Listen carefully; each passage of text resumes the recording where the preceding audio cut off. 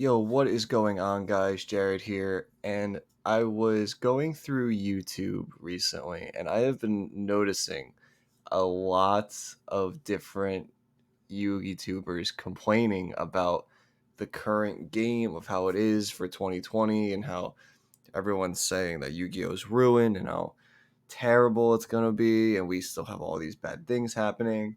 And some make good points, other ones I disagree with. And I have here one, two, three, four, five videos that I watched, and I have notes on my phone that I'm going to go topic to topic that they go over for each video. Some of them like are repeat topics, but I'll just talk about that as we go.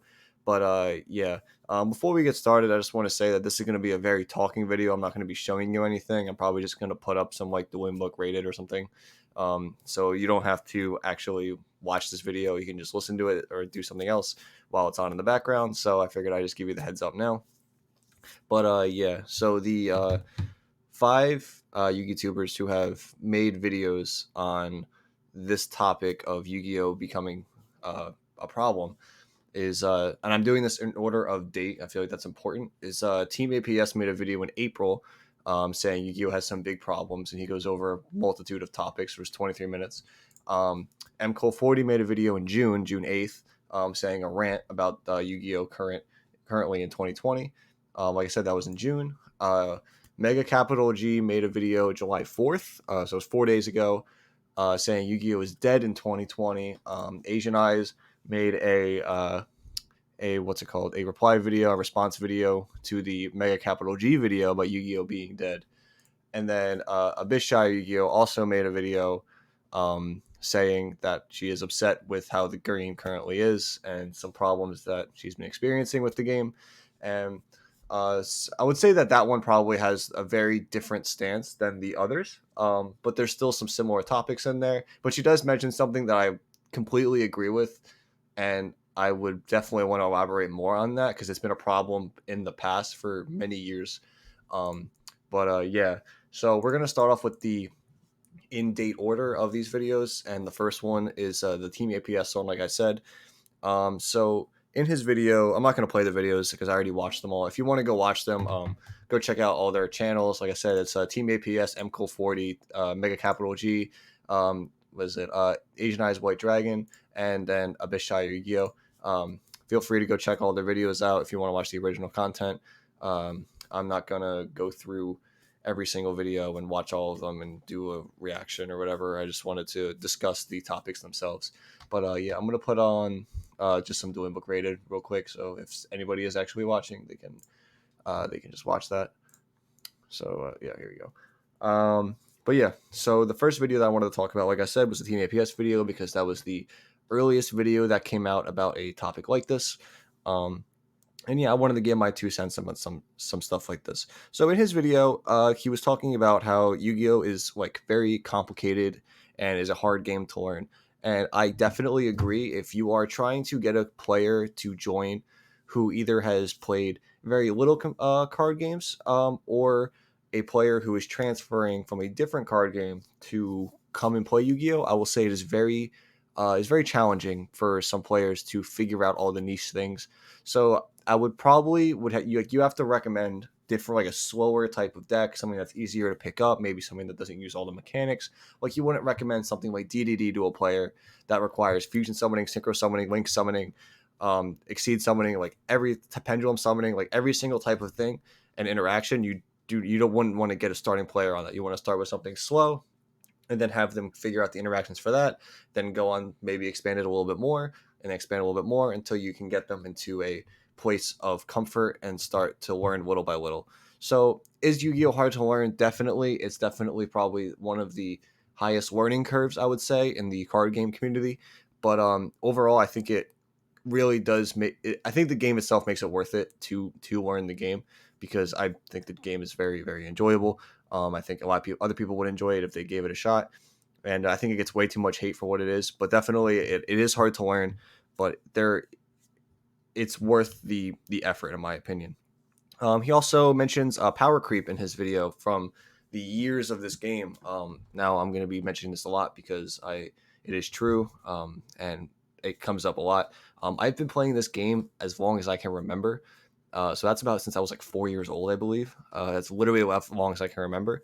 And I have seen so many formats go and power creeps that have happened from when things like Phantom Darkness came out to Duelist Genesis came out to Duelist Alliance coming out, and just so on and so forth. Gladiator's Assault. Like there was a lot of certain decks that came out over time that just really made a jump into the meta. Invasion of Chaos, like stuff like that. So when we talk about things like power creep, he says that some things are just getting ridiculously too strong nowadays, and it's something that kind of has to happen. But I think that it is getting a little more ridiculous currently with how the cards are working than how it used to be. Like there was a point where we would consider when Exceeds came out, right, where we can go summon Agent of Venus, summon 3 Shine Balls, make Gachi Gachi pass, and that was like the broken play of that format, like for the best deck. Like and it was a structure deck too. Like that was crazy. Like just something simple like that. And now like you're doing all these 20-minute combos with needle fiber and stuff like that. And we're gonna dive into that more later in this into this discussion topic. But yeah, like the power creep that's happened is absolutely crazy, and I think it all started like the power of the cards that we have today. I think it really started probably around the Duelist Alliance era. I don't think we ever really came back down from when that set dropped. We just kept going up and up and up, and there was never a balance to be like put it back down and put it back down and put it back down. So we just kind of just kept going up and up and up in power, and then it just is only gone up, and we need. That's why I feel like the players themselves like big ban lists because it really makes such an impact in the game, and you don't know what's going to be good, and you can finally play things that are so different and versatile, and it really makes the impact of the game. Like that's what makes it fun when you can pick up that old deck that you used to play or try something new that you haven't tried before and make it competitive viable, then make it fun for you. But like in like recent years, like we haven't even had time, or not time, but we haven't been able to play anything I feel new, like we they just released Elrich and Adamancipator, but like, I don't think I've ever seen a single person pick up, let's say, like a Rika Fairy deck. Like that doesn't happen. I've never seen a Rika Fairy player or just like anything. There's multiple decks that just literally don't get touched, like that are, in almost my opinion, like you can consider them like a waste of cardboard. I don't think I've ever seen a Simorg player ever play the game other than the Link monster. Like it just doesn't happen. And I really think that maybe it's a card design problem, maybe it's just the power creep problem. Like it could stem from a lot of things. But it's definitely an issue somewhere where either it's card design, ban list, or power creep. I don't know which one, but I think we really just need, like there's so many problems in the game at this point of card power wise. Like let's say that they hit Needle Fiber, Auroradon, Link Cross, like okay, then we're still left with Elrich, Adamancipator, and like Dinosaur, and like those decks are all still crazy, right? Like they're all just still really good. Like Elrich is still the best control deck. Adamancipator is still the best combo deck, just even though it doesn't have Needle Fiber, Link Cross, and Aurodon. Believe me, that deck can still play perfectly fine. It's just not doing that combo. It just turns into an actual combo deck and not one card cheese combo. So like it's just crazy what the decks can do even without these cards. Like they can do so many things. Oh, and Dinosaur can still go into the UTC and Barrier Statue with the Simorg Link. Like none of that is fair. Like they're all ridiculous just decks in general, and I think like they all need to be checked in my opinion. Like we need to bring the power level of the game back down to a good level. And yeah, so next he goes into expensive cards for the next topic, and I think this is true. The game is ridiculously expensive for how it is, especially right now with the virus going on. This game is crazy expensive for no reason really. Like there's no event coming up. There's no reason anybody should be buying cards for over like $100 a pop for whether it be Lightning Storms or Elrich the Golden Ward. We're going to be talking about that later too, of why I think certain things should be high rarity and certain things should not be high rarity. But yeah, I just think that the game is way too expensive for a children's card game. I'm using that term very loosely because obviously Dragon Duels don't take off at events. It's not the high tier event at a Konami event. It is always the main event of all the players who are nowhere near children, and it's their choice. It's their business, it's their car, it's their game, it's all theirs. It's just my opinion, and that's just how I feel about it. But yeah, the game is definitely expensive for what it is, and there is ways to fix it. But we'll go into other videos where they talk about that stuff more. And then the design of sets in general, where the sets are very top heavy and there's nothing really else good in a set. And I believe he gave the example of Appaloosa out of Rising Rampage, which is fairly true. There is really nothing else in that set that makes you want to go like, oh, well, I really want to buy that set, right? Like the only thing that's like really good staple wise is like Appaloosa, and then you also have when Lightning Storm and Initiative Assault, and you're like, there's nothing else I really want in the set to play my whatever deck it may be. I just need Lightning Storm. People are going to rip open that set for just Lightning Storm. And I don't personally like it when you have to have staple cards carry a set. I don't like it when the basic cards become this super money card for no reason, because I want a casual player to be able to play whatever deck they want with the staple cards that everybody else can play.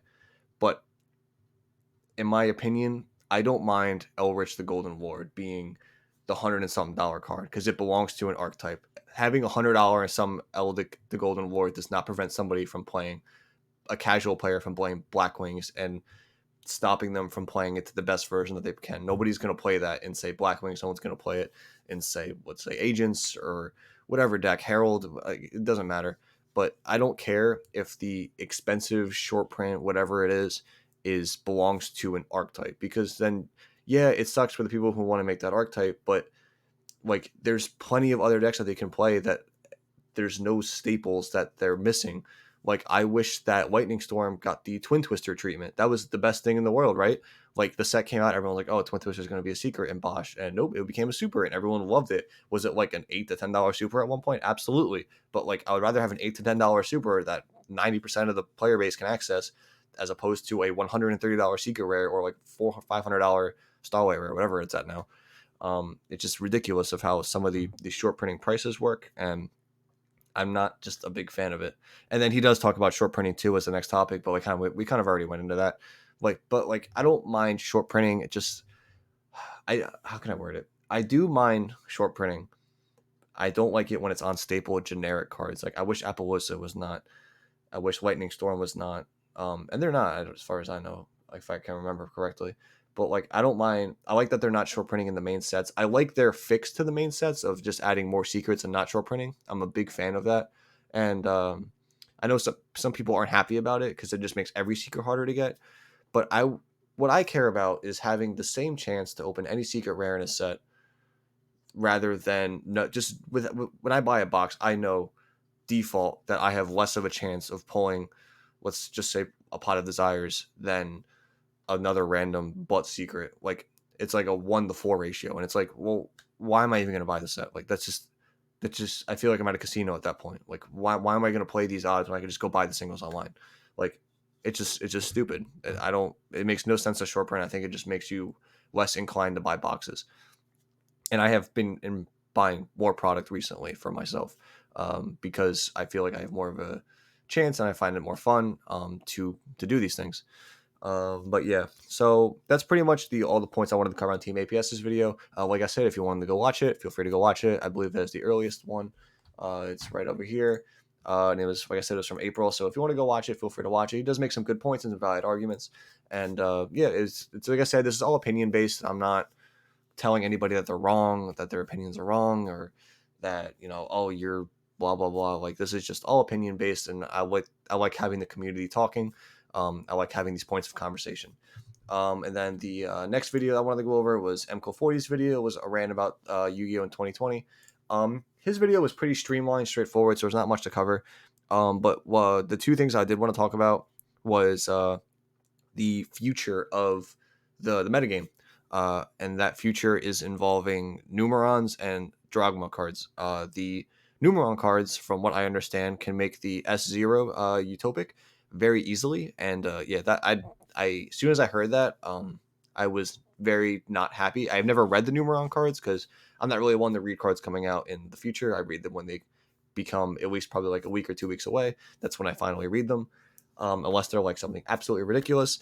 I like the Red Eyes Dragoon. I did read because that card is bonkers crazy. And when I finally read it, I'm like, wow, this card is ridiculous. So, but and then we also have the Drogma cards coming. Like I said, I haven't read them. I know they send from the extract to the grave, but I know they can go crazy stuff with Nekroz, obviously, and there's some other decks they can do some cool stuff with. And but the point of the Numeron Drogma cards and the Red Eyes Dragoon coming out in the future, it was that even if the Needle Fiber Rorodon Link Cross package combo gets somehow hit on a ban list in September, which I don't even know if it will because there's still no event, so there's not really a reason to ban them, and they're not going to go off online formats. Um, it would literally just be the catering for the players' cries, pretty much, is how I would see that if they do ban things or if they do make big changes.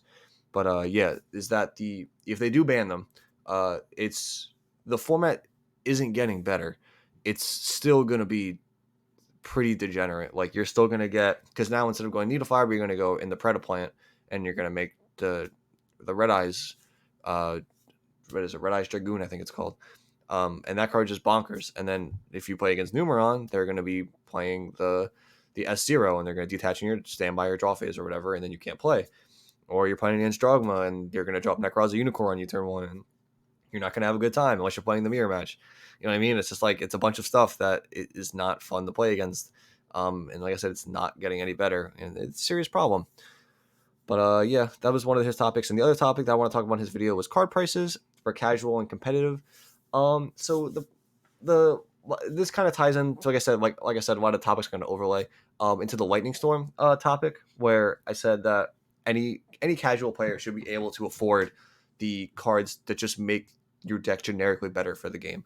Like that's why I am a huge advocate of more structure decks, because they give so many good reprints to staples that any casual player can go to any Target, Walmart, or whatever store they want to go spend $30, get a playset of all the cards in the structure deck, and they at least have a deck that can do something that they can go to their local store with and at least try to do something great. And the Salamangreat structure deck was a beautiful structure deck for that. They did that was like probably one of my favorite design structure decks in a very long time because of how many good cards came in it. Same with the dinosaur structure deck. They absolutely killed it with that one. The Machina structure deck, we're not going to talk about that one. But yeah, they were super good, those two. And I was very happy and pleased with them. So, I mean, I hope we get really good structure decks coming. But again, this is going to tie into some other product that we did not get, and they instead put into core sets. And that's going to be into a future video that someone discussed.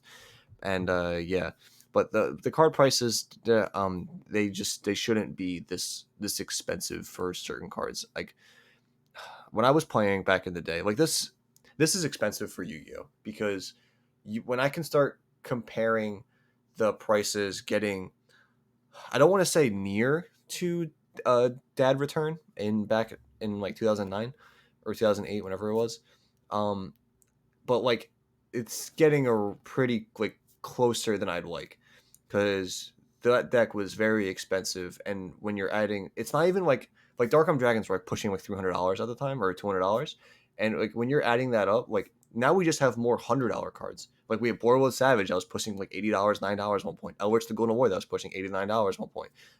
Lightning Storms that are all pushing over $100 at this point. There's just so many cards that are just worth so much in a broad spectrum that it's getting close to like almost $1,000 if you want to play, let's say, Synchro Elwitch. Like that's crazy of how expensive that is. That shouldn't be that much in today's Yu-Gi-Oh. Like at the time, it was more old school. There was less communication going on, so you didn't really like, you couldn't spread information as fast to know what deck was going to be the best deck. There's more time to draw it out.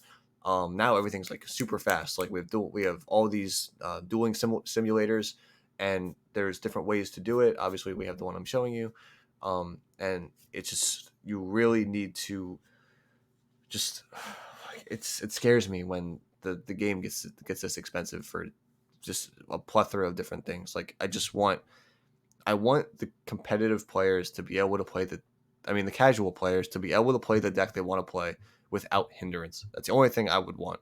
And I think that is just a smart way to do it. And the competitive market, that I feel like that can be expensive because you're playing a competitive. If you're going to play a card game competitive, it's going to be expensive because you're paying for the best things, right? Like that's just how it makes sense at the end of the day. Like, but make it an archetype that's worth the money. Don't make it like this generic cards. That's why I didn't mind Necros being so much money. Did I buy Necros? No, I didn't buy Necros. But like I knew that those people were playing Necros because that they wanted to be the best. They knew it was the best deck, and that's what they wanted to play. That's fine. I played Burning Abyss. It happens, but I wasn't pushing all this money for other cards at the time. I wasn't like Max C just got reprinted, I believe, at the time into a super, if it was a tin promo, a couple like maybe a year before. So like we weren't like all the staples at the time were pretty not that bad. So I just want there to be some kind of balance between the market, I suppose. Like competitive can spend more money, casual shouldn't have to spend this ridiculous amount of money to get something really not that great. So that was MK 40's video. If you want to go check him out, that was uploaded on June 8th. So if you want to go back a little bit and see the video, you can. All right, those were actually the two shortest videos I wanted to go over. To be quite honest, the other ones are a lot more. But hopefully I can go through these fast because I already covered a lot of topics. So the next one is Mega Capital G's video, which is him talking about how Yu-Gi-Oh is dead in 2020. This is uploaded very recently. This is July 4th. This is 4 days ago he uploaded this, and he goes over a lot. Um, and so some of the things he talks about is when you pretty much directing to other Yugitubers, because you said if people want to react to this or make a discussion out of this, which I do want to do. So if he does see this video, I hope he does. We can have a conversation about it. And he said that if you enjoy playing this game for hours on end and not be compensated for it, and obviously me having a very small channel, I am not being compensated for anything I'm doing on this channel at the moment. I just do this strictly as a hobby. I have my job. I'm not getting paid to do any of this. I don't have any sponsors. This is just something that I do because I really enjoy doing it. But I will say though, I have not gone and enjoyed trying to go on Dueling Book Rated specifically, because it seems like every deck that if I don't have at least a 2 to 3 interruption, I'm just gonna get Tuner on the field into Needle Fiber, into Auroradon, into Savage Herald, and then it's just like, well, that was fun. Not really, because I've seen this combo 50 times. Or I just get out resourced by Elrich, and it's just like, well, that was still not fun because it's just they don't have to do anything. They're not being like rewarded. It's like you activate Scarlet and Green, get Ward, activate Conquistador, cool, get rid of the Conquistador, whatever, banish, set 2 more, and it's like it'll out resource any deck. It just has infinite deck interaction, and that's like crazy. But yeah, I can agree with him that the game is definitely less enjoyable right now, but there's reasons for this, and Asian Eyes goes through these reasons too, because the game isn't like we can't play the game. We're in a virus right now, but and the get like it's that and the metagame not being good. Like they're just not healthy. Like we're in a very make a board. Like we're back to make a board, break my board, or stop me trying to make my board, and hopefully you can come back at me. Like no, those formats aren't most enjoyable. And frankly, I will say though, these the boards that we are making now do not compare to the 2018 boards of Goki, but that does not still mean that they are auto wins. Like they're pretty much our auto wins. They're like I would say now the boards are probably like a 90% auto win rate if they all go through. But Goki at the time, that had to be like 100% because you could rip their hand out and still make negates and make your board unkillable. Like I don't think I ever did that combo and someone broke it. Like they might have like Cyber Dragon fused, try to do something, but like that was it. And they still couldn't break like Phoenix, Cerberus, Goblin, or whatever on the field. So like it's just the simple things that like they can't out. And like I said, the decks are just ridiculous right now. They're super strong, and I feel like they do need to be checked. So yeah, like I said, I do not enjoy the game right now. I will say I obviously I really am like struggling to even want to go on Dueling Book right now because it's just not that fun. Like I want to play the game because I enjoy it, not because I want to force myself to make content. That's why I haven't been uploading me playing in the past couple of days. I've just have not been. I almost just don't want to make a priority because it's the same format, right? It's pretty boring. So I'm probably just going to be grinding rated for like with maybe dinosaur. It's probably the most fun thing because I don't go needle fiber. So we'll see. But that's for the future. So he also mentions the no events. Obviously, I think that no events is smart. I would not do it any other way, and he recognizes this too, if I remember correctly. That nobody is blaming Konami for no events. Nobody's saying like, "Oh, why don't we have events?" Like, no, we shouldn't have events. That makes sense. And I was actually very like, uh, I'm pretty sure at the beginning when this virus struck, I said like, this is probably going to go on for at least the end of the summer, like a minimum. So I mean, I kind of figured that it was going to be like everything was going to be canceled, but I didn't expect like all of 2020. I was expecting maybe like we could at least get a start to the 2021 season, but it's looking like January is probably going to be where events come back, but we'll see. Who knows? And then he also mentions that he used to play a lot of Dueling Network back in the day, and how super fun it was back then because it was a new innovation time, and Dueling Network used to be so much better between online and playing it in real life. And when Dueling Network was introduced back then, it was kind of like groundbreaking. There's like 10,000 players on Dueling Network at once, and now it's like split up between all these other platforms, and now it's like Dueling Book now only probably pushes like 1,000 or something like that around there. Usually it's around 1,000 number. But yeah, he said he played. I specifically remember this quote because I wrote it down. He said he played 8 hours of playing Boojing on Dueling Network, and Cap G. I don't know why you're playing 8 hours of Boojing on Dueling Network. That sounds miserable. But yeah, but the point is, online Yu-Gi-Oh is not. It does not fill that void of in real life. I mean, they can try their best, and I will give the people of Yu-Gi-Oh Pro, Dueling Book, PPG, I will give them the props that they deserve. They're trying to make this better for the players, but it's just really hard to fill that void. Yeah, then we were already talking about the meta. He mentioned the meta, how terrible it is, the Auroradon, Fire, and Auroradon, and that it's not getting any better either. It's just only getting worse. With everything coming out. So I mean, like for the foreseeable future, the meta game is probably not going to be fun unless we get a super good ban list like the Sky Striker Engage ban list. Like we need big hits. Um, yeah, I mean that's just how I see it. Uh, and then we also have he mentioned Wing Cross getting banned in the OCG like 6 months after its release, roughly. Um, I I specifically remember this. He said that it's kind of like a Konami made a mistake. I don't know if I would take it as Konami made a mistake. Is the card strong? Yes, but like for for Konami to make a mistake, the only time I could ever think of where Konami like, you know what, this is our bad. This shouldn't have been a thing, was when Konami made that. What was it? Well, it was that really surprise ban list after Bosch came out and they hit the Pepe deck like out of nowhere in between ban lists. Like that was unheard of. That was crazy, and they've never done it again. That was we messed up. Like this deck is ridiculously good, and I don't think they ever did it again if I remember right.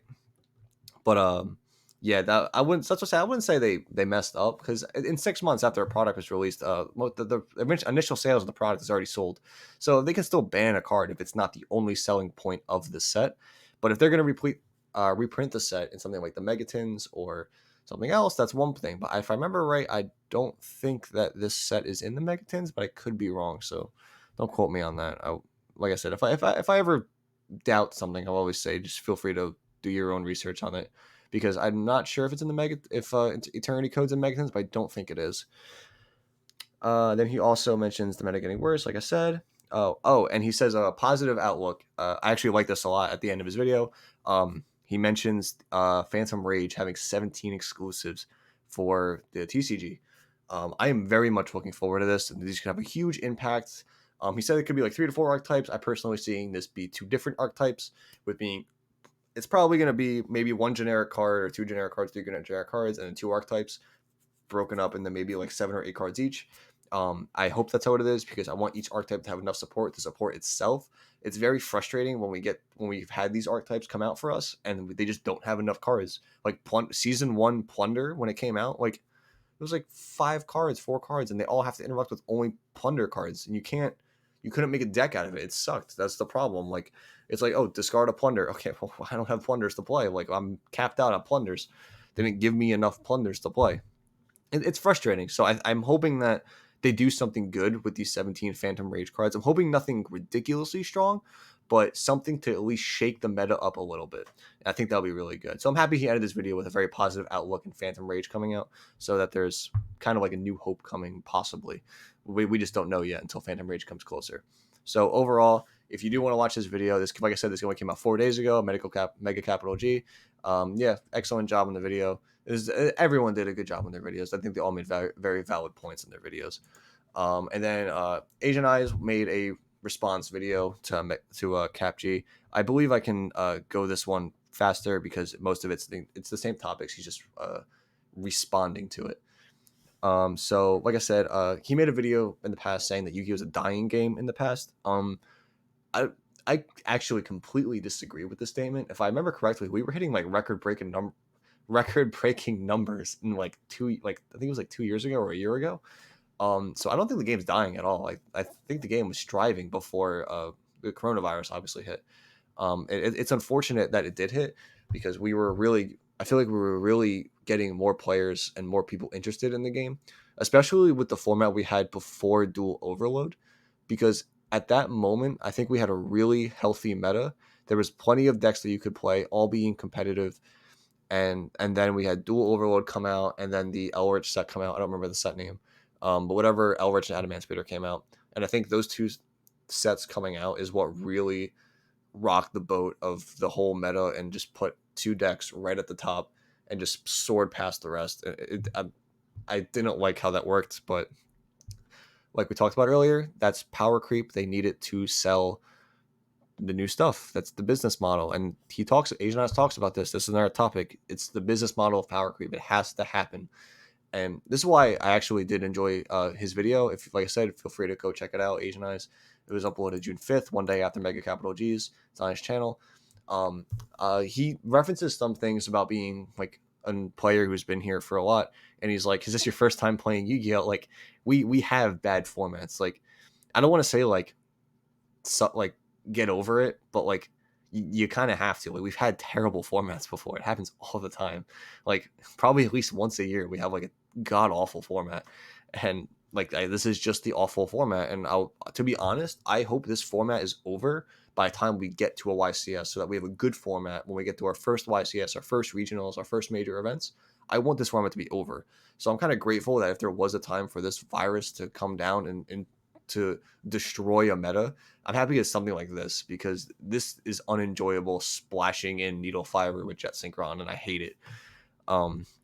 So yeah, he talks about that in the dying game. So I would personally wouldn't say it's dying, but again, he was talking about it. So feel free to go into it and look it up. Oh yeah, he mentions the putting in the what's it called, the big board of negates with the Herald, Savage, and it's not interesting to new players. It doesn't get people interested in the game. There's nothing more infuriating than your opponent just doing this big combo, and then you go, and then they go negate, negate, negate. I can't play any more cards. You go, UOTK me. It's so not fun for any new player even trying to consider getting into the game, because it makes the people playing the game complain, and then the people who are sitting next to them don't even want to try to get into the game. I was just explaining this to my friend who plays another card game. Like, he was just talking about how there's different interactions and how long the games can go sometimes, and I'm just like, yeah, man, we're done probably in like two turns. You can tell it's going to win the game, and if it's not done in two turns, that's when the games get exciting. But the problem is, like, 80% of the time you can tell it's going to win probably by turn 2, and it's not fun. Like, that's not enjoyable. That's why I didn't mind the Sky Striker meta, because at least the games lasted longer with Sky Striker as the best deck at the time. The games were more than 2 turns. You could try to fight it. Now it's just over. It's just way too quick. It's uninteresting. It's boring. He makes a comparison to Royal Oppression back in the day, to like making a board and flipping it up, and flipping up Oppression. I would also make this comparison to Vanity's Emptiness. You make an oppressive board. It's like, okay, your opponent's gonna try to fight back through the board, and then you just flip up Emptiness or Oppression. and you're like, wow, that's great. I can't even try, and it sucks. It really sucks, and there's nothing you can do about it. Just how the game has been for a little bit. And I'm happy those two cards are banned. Hope they stay banned. Um, but yeah, it's just it's unfortunate. He also mentions remote duels and how dual evolution could be revolutionized and pushing a different simulator, a Konami sanctioned simulator for dueling. So this is a bit of a broader topic, but he says if you want to play a slower format and try something different, um, oh no, I'm sorry, I'm thinking of a different topic. He's saying that we need a good online simulator to test because we have to play something like Dueling Book, Yu-Gi-Oh Pro, or something different.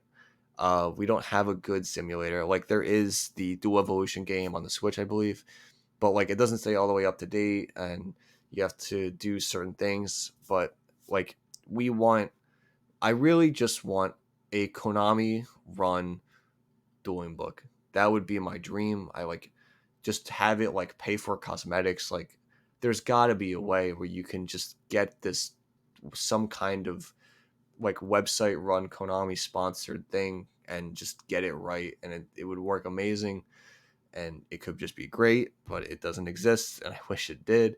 And he makes a comparison to Magic, Pokemon, and all these other games that have these online things that they work with. Like I know Pokemon sells the code cards and the packs, so it makes you inclined to buy the packs, and you can scan it to get the cards in the game to get in the simulator, so you can test the deck online. Like super cool stuff. I really like how they do it. I don't know much about Magic Simulator, but I know it's there. But yeah, like I just wish something was there. And he also says this. He agrees that there's just he wants some kind of Konami thing to be existent. He says that a lot of pro players do not. You can't live off being a pro player in Yu-Gi-Oh, and that's because it's a children's card game. As I said, it's not meant for that. You're not meant to be a pro player at Yu-Gi-Oh. It's just meant to be a fun children's card game. But that's the problem is it's not who the game is attracting at recent time. I mean, I'm sure there is this community of people who love the game for the anime and they love being casual players, but the I really feel like the bulk of the reason that the cases are sold and that the players who show up to events are because of competitive players. They're not because of casual players. So, I mean, you can't. I mean, like obviously, catering to both markets is the most important thing, but no, you cannot be a pro player based on the game. You have to sell cards pretty much. You have to vend cards to make money playing Yu-Gi-Oh. Like sell your winnings, and even then you're like, because it's expensive to travel for everything, like going for a trip, like it's a lot of money. And even if you like win an event or top eight, like you're barely breaking even. Like when I top eight of the YCS, I don't even think I broke even. I still negged that day just from hotel and like flight and stuff like that. So you can't do great playing the game. You really can't. And like there's like certain stipulations like the UDS mats. I think that was like a very specific niche event that where there was big money to be won there, and I think that was one of the few instances being like a pro player was really like at its peak because you could win something worth so much. But yeah, like I said before, he also mentions that there's just always broken things in Yu-Gi-Oh. It's the business model.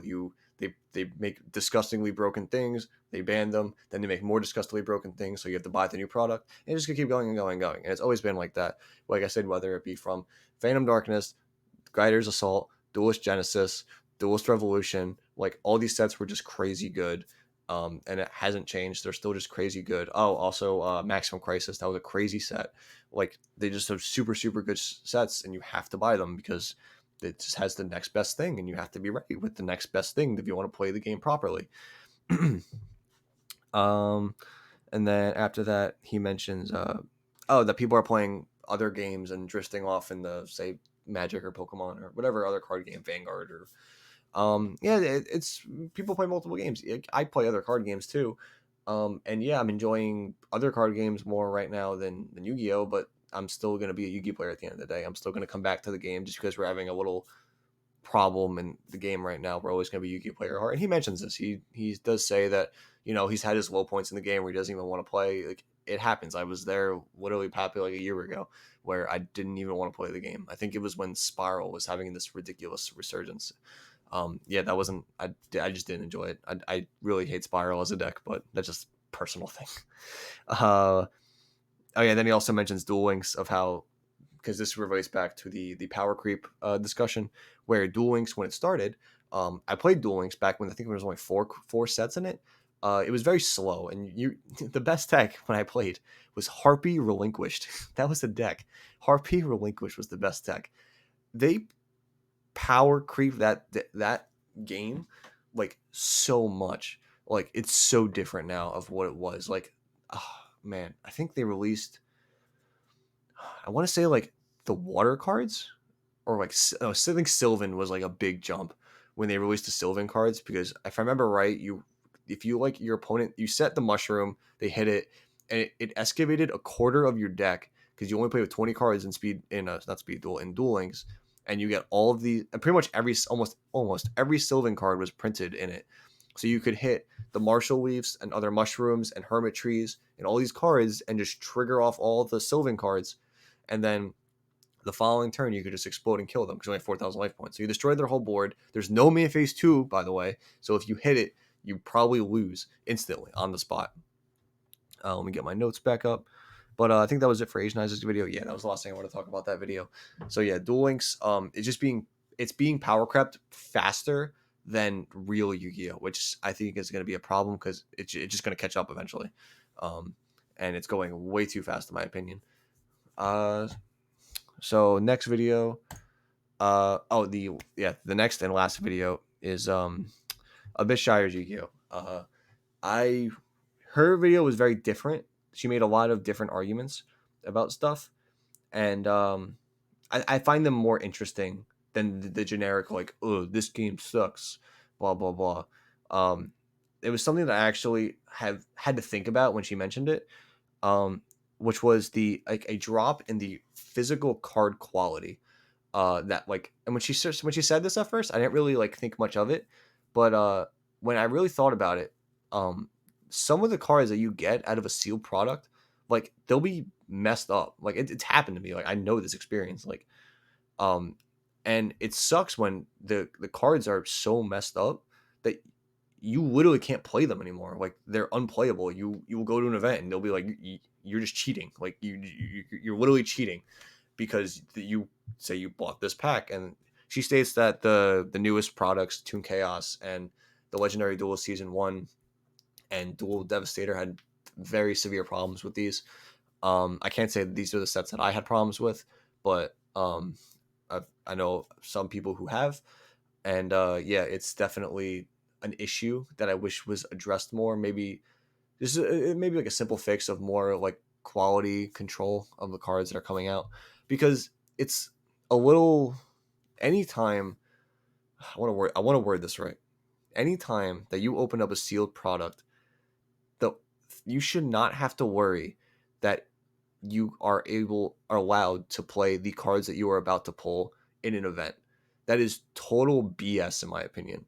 And I thought that they fixed it after their Hobby League fiasco back in the day, because those cards are unplayable. You cannot play Hobby League Rhoda. You cannot play Hobby League Scapegoat. These cards you cannot use because they are just too thick. The foil on them is disgustingly thick. You can find them in a deck in a heartbeat.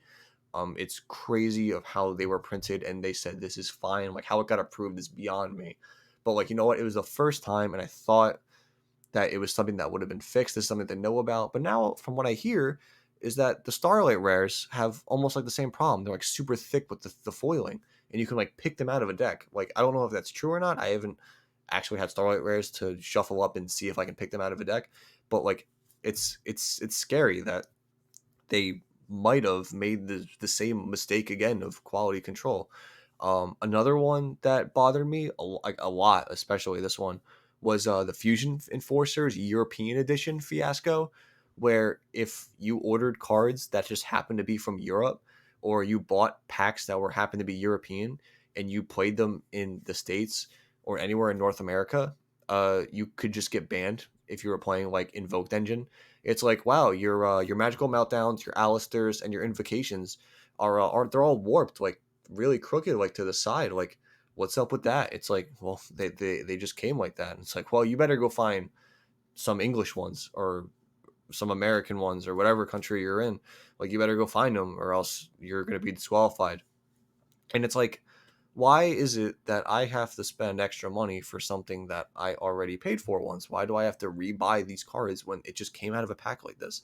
Like, I feel like that is a very big problem that should never happen, and I feel like it's happened more than it should, especially with the Fusion Forces one, like particularly because it was a whole set in Europe, like that was a whole set that was pretty much just illegal that they sold, and I thought that was crazy to me. And from what I can tell, it's better. It's much better now, and they fixed it. But that was atrociously bad.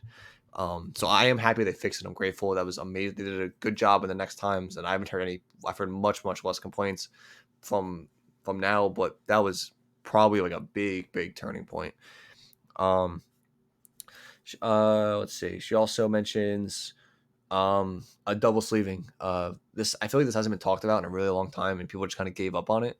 But I kind of agree. I really feel like that double sleeving isn't a big deal. Like, I get people would say it's because of cheating. I really don't see anybody cheating with double sleeving. I mean, other card games have been double sleeving for as long as they've existed, and they haven't had problems with cheating with double sleeving. Like, how do you really cheat with double sleeving, right?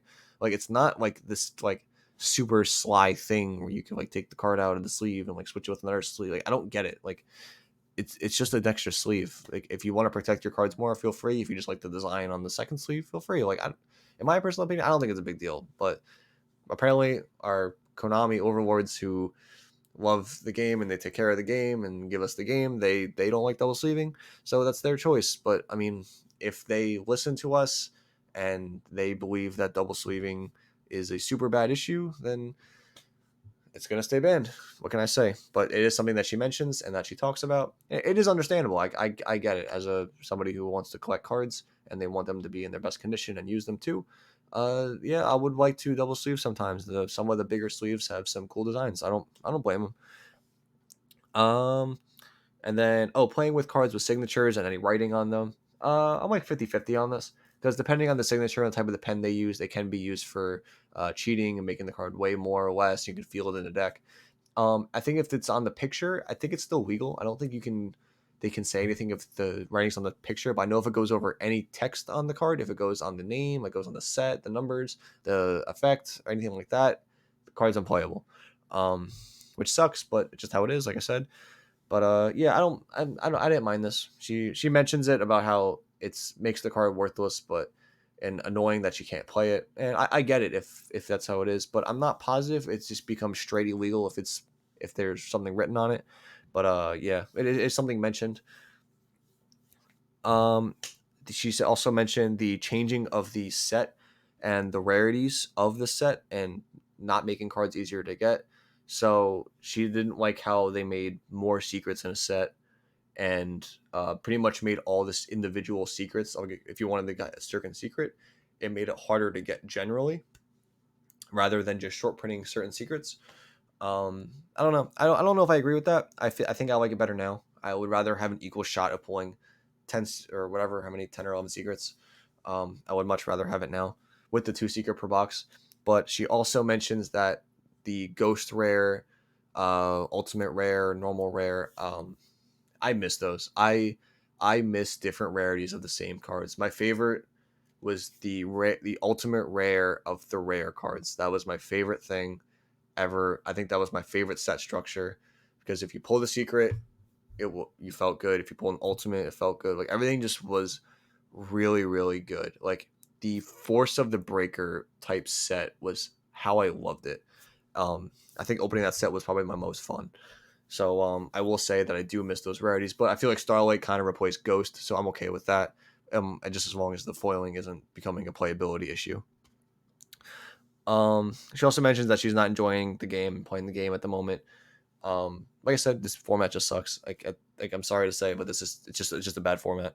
But like I said, this isn't really a format because we don't have competitive play. It's just online tournaments and playing with your buddies. So, I mean, it's just a bad format. It happens. This is Yu-Gi-Oh. We've had bad formats forever. Like, for believe me, like forever. We've had terrible formats in the past, but it happens, and you just live and learn. You get through it, and you get through the bad times, and eventually you'll hit a good format again.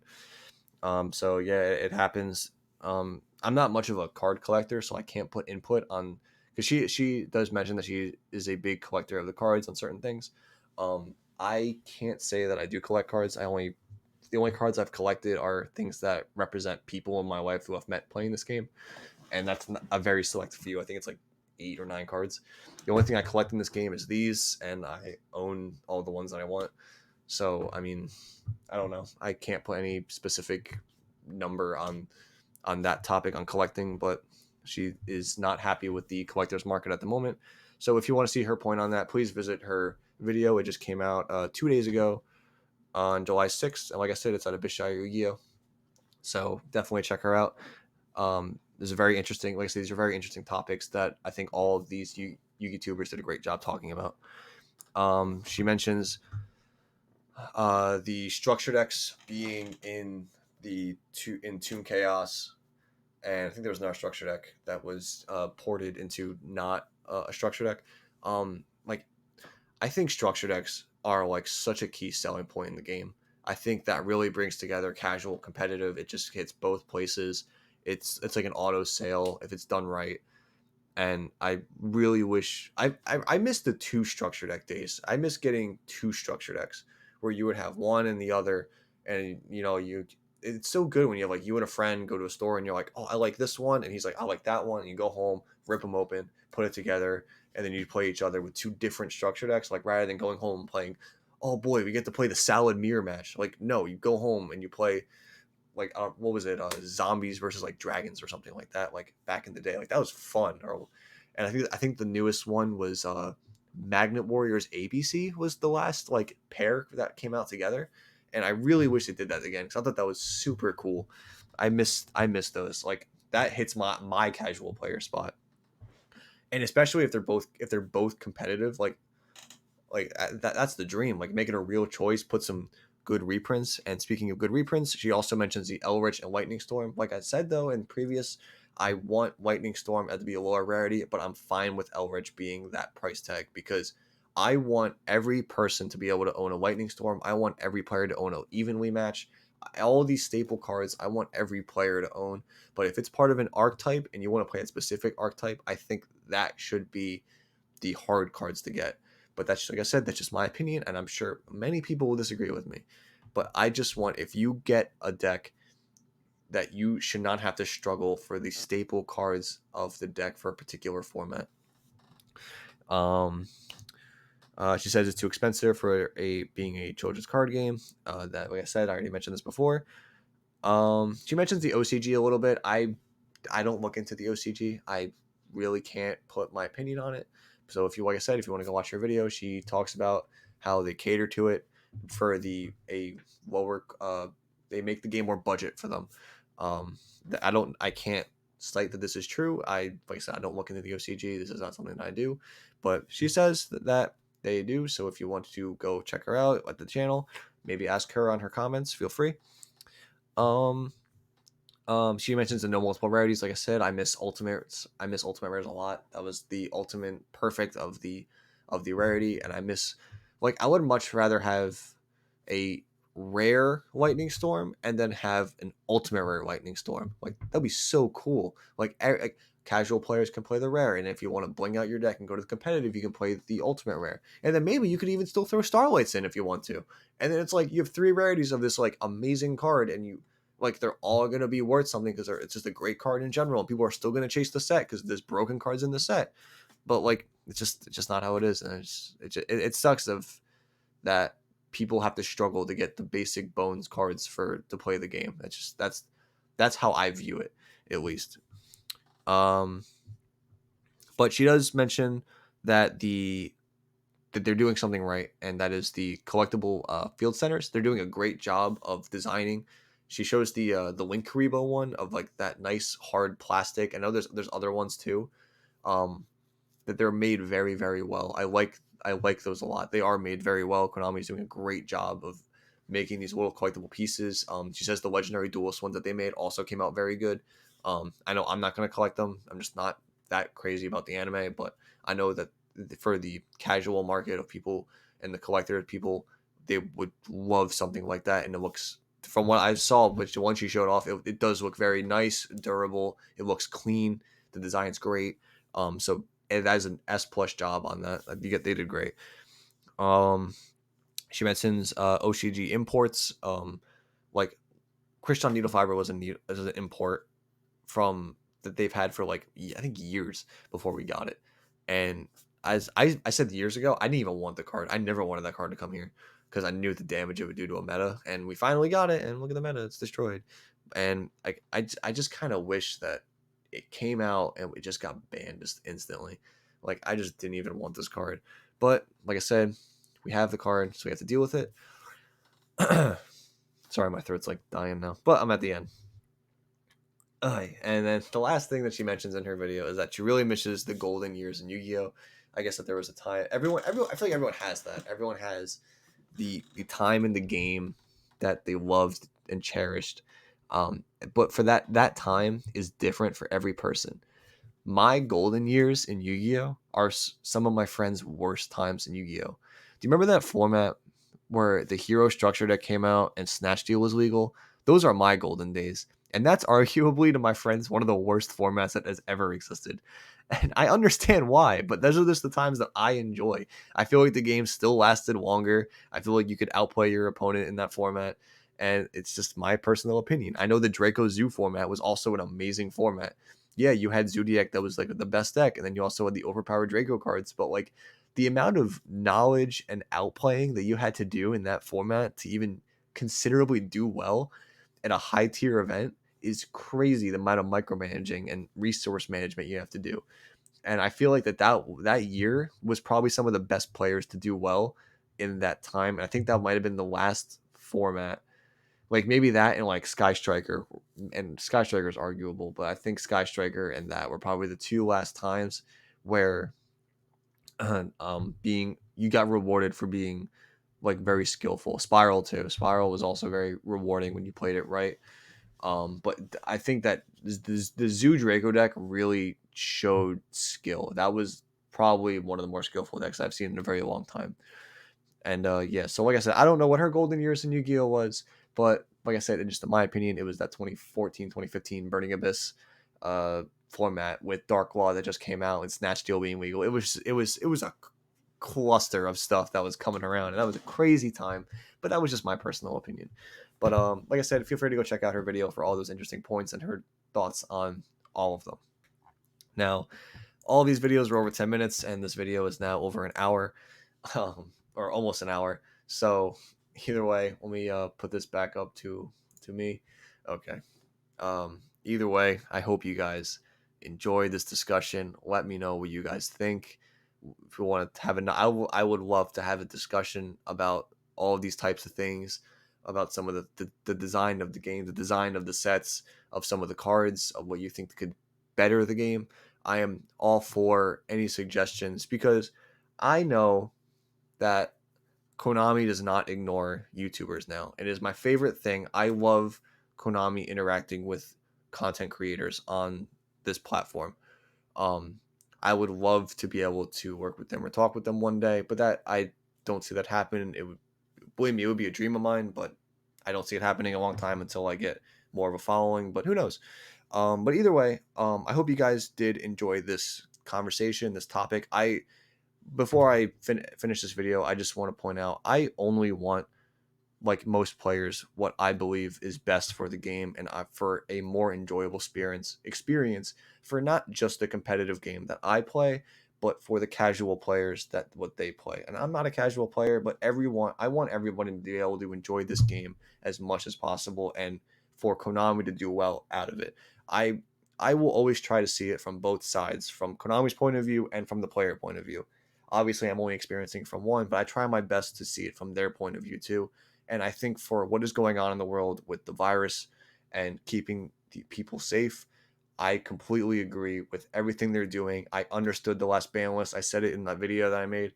It all made sense to me. I get it. So there is no hate to Konami going on. It's all understandable. And like I said, feel free to go check all these YouTubers out. They did a great job doing discussions and talking about these types of things going on in the game. And yeah, I think the game's going to get better in the future. It's just not in the near future. It's just for meta reasons in the cards that are coming out. But either way, I hope you guys enjoyed this discussion. If you made it to the end of the video, thank you for listening to my very long conversation about this. And yeah, we will hopefully see you sometime in the next week. I will probably most likely just be doing some dueling book grinding on a stream, but we'll see how it goes. So either way, I hope you guys have a wonderful day, and we will see you next time.